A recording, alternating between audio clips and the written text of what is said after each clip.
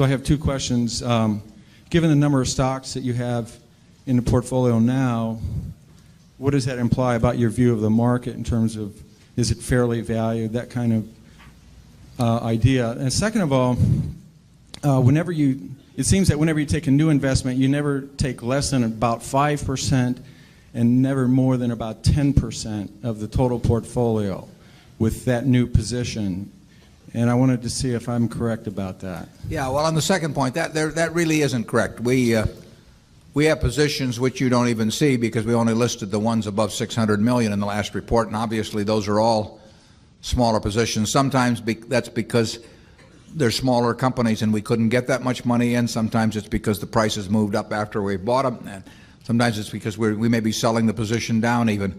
But so there's nothing magic. We like to put a lot of money in things that we feel strongly about, and that gets back to the diversification question.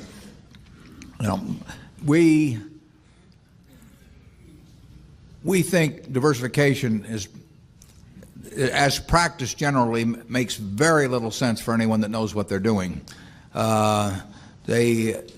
Diversification is a protection against ignorance. I mean, if you want to make sure that nothing bad happens to you relative to the market, you own everything. There's nothing wrong with that. I mean, that is a perfectly sound approach for somebody who does not feel they know how to analyze businesses. If you know how to analyze businesses and value businesses, it's crazy to own 50 stocks or 40 stocks or 30 stocks probably, because there aren't that many wonderful businesses that are understandable to a single human being in all likelihood. And to have some super wonderful business and then put money in number 30 or 35 on your list of attractiveness and forego putting more money into number 1 just strikes Charlie and me as madness. And it's conventional practice, and it may, if all you have to achieve is average, it may preserve your job, but it's a confession in our view that you don't really understand the businesses that you own.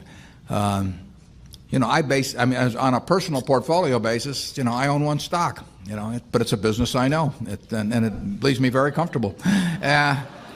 So, do I need to own 28 stocks in order to, have proper diversification? It'd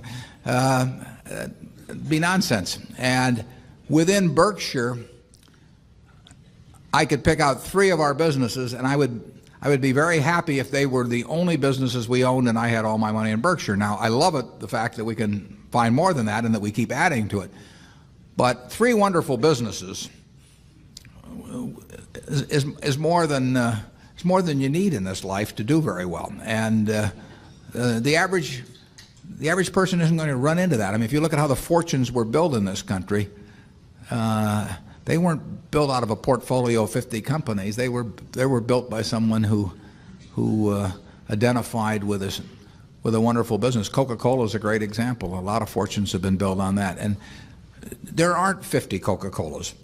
There aren't 20. If there were, it'd be fine. We could all go out and diversify like crazy among that group and get results that would be equal to owning the really wonderful one. But you're not going to find it. And the truth is, you don't need it. I mean, if you have a really wonderful business, is very well protected against the vicissitudes of the economy over time and the competition. I mean, we're talking about businesses that are resistant to effective competition, and 3 of those will be better than 100 average businesses, and they'll be safer, incidentally. I mean, there is less risk in owning 3 easy to identify wonderful businesses than there is in owning 50 well-known big businesses. And it's amazing what has been taught over the years in finance classes about that. But I can assure you that I would rather pick, if I had to bet the next 30 years on the fortunes of my family that would be dependent upon the income from a given group of businesses, I would rather pick 3 businesses from those we own than own a diversified group of 50. Charlie? Yeah, what he's saying is that much of what is taught in modern corporate finance courses is twaddle.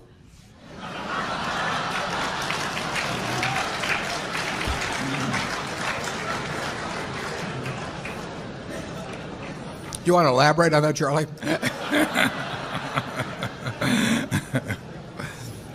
You cannot believe this stuff. I mean, it's modern portfolio theory, and yeah, it's.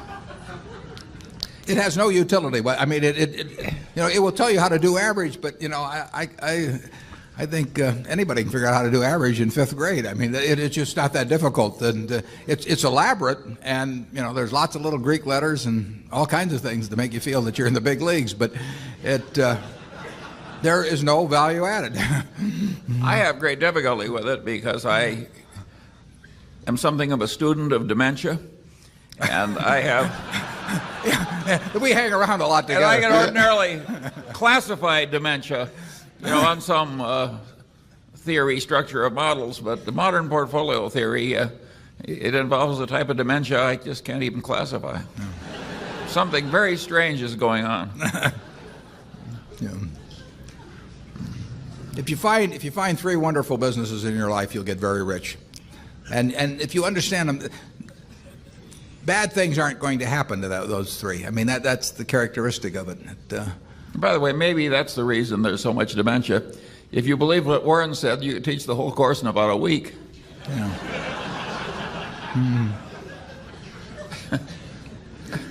Yeah, and the high priest wouldn't have any edge over the lay people, and that never sells well. Right.